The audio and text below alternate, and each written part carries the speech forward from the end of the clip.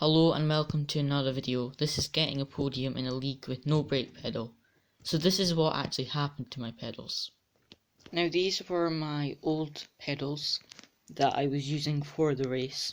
But you notice the throttle pedal works absolutely fine. However, the brake doesn't.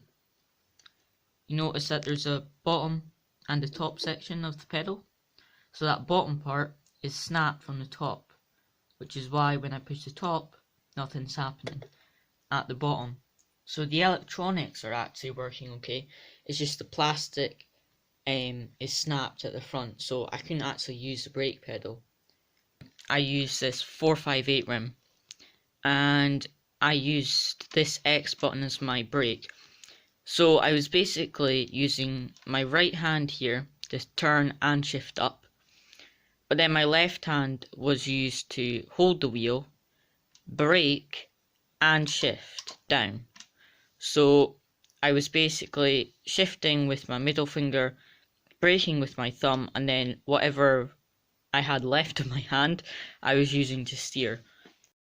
So here you can see a clip of what I was doing. So this angle of the race is going to be in the bottom corner for the race. So I've got the angle of my stream and webcam, and then I'm also going to have this in the bottom left. So you can see I wasn't able to use my brake pedal. So moving on into the league. Now this was before the league. This was a practice lobby. And the annoying thing is notice what time I get coming around the final corner.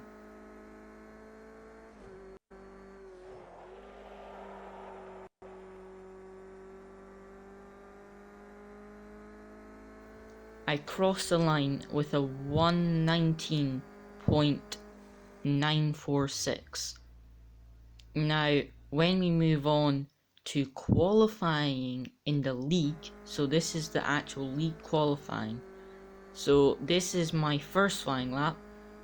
Unfortunately, you'll notice there's a few people joining who just disconnected, and my screen froze, kept freezing there, which ended up in the wall when I tried to correct a slight slide because the screen just froze. But anyway, this was the fastest lap we were able to do, nowhere near what we did in that practice session just a few minutes before, which was a wee bit annoying because I knew that based on the current times I would have been able to get pole if I could have done that lap again, but unfortunately I wasn't able to.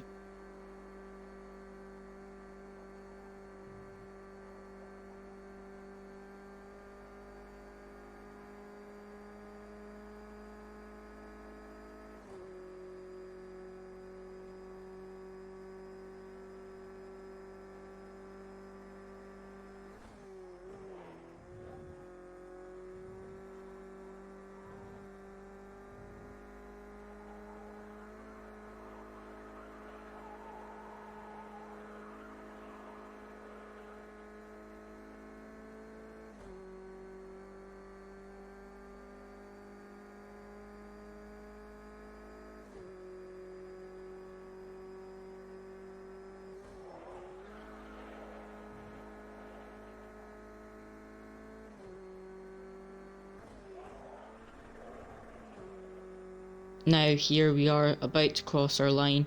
As you can see, it's a much slower lap compared to what we were able to do in the practice session, but we do a 120.849. So we were still able to get P5 despite it not being as good as some of our practice times. Right, so that is qualifying finished. Start the race now. And we are green off the start. Not the best of starts, we're alongside Shaggy on the left. He is on the outside. We do have the inside line, and using the brake, as you can see, very hard to modulate because it's just a button. And we managed to make it around the first corner clean. And as you can see on the bottom left of our screen, you can still see the silver from the brake pedal, so you can see that I'm not using the brake pedal, I'm using my thumb instead. Now skipping a bit of the race, skipping I think about 4 minutes, we've got 16 minutes left. Up behind JC, we're in P5, just trying to get past JC as quick as possible. Now if you notice, Martin in the white car, hits the curb, has a big slide, which means he's goes really slow. I go for the inside but get a little bit blocked and don't want to end up in the wall, so I have to back out of it. So don't end up making a move there, but was definitely close.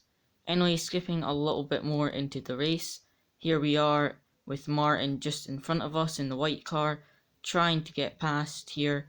As you see, slipstreaming on the straight, trying to get a run up the hill. He goes a little bit slow on the hill. We go round the outside, trying to get round the outside. We're about to get squeezed right in between the barriers, very close. Managed to get the move done. Get a little bit of a run on JC, but we can't make a move into the chicane. Anyway, on the next lap though, JC makes a mistake. That allows us round the outside.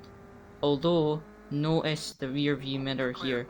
So here we're going to see JC and Martin. JC is on the right, Martin is on the inside, and it looks like maybe JC just squeezed Martin into the wall. JC flips and Martin gets quite a bit of damage. So skipping quite a bit of the race now, we've got 5 minutes left. We're about 1.2 seconds ahead of Warby 26, who is in P4, and we are currently P3.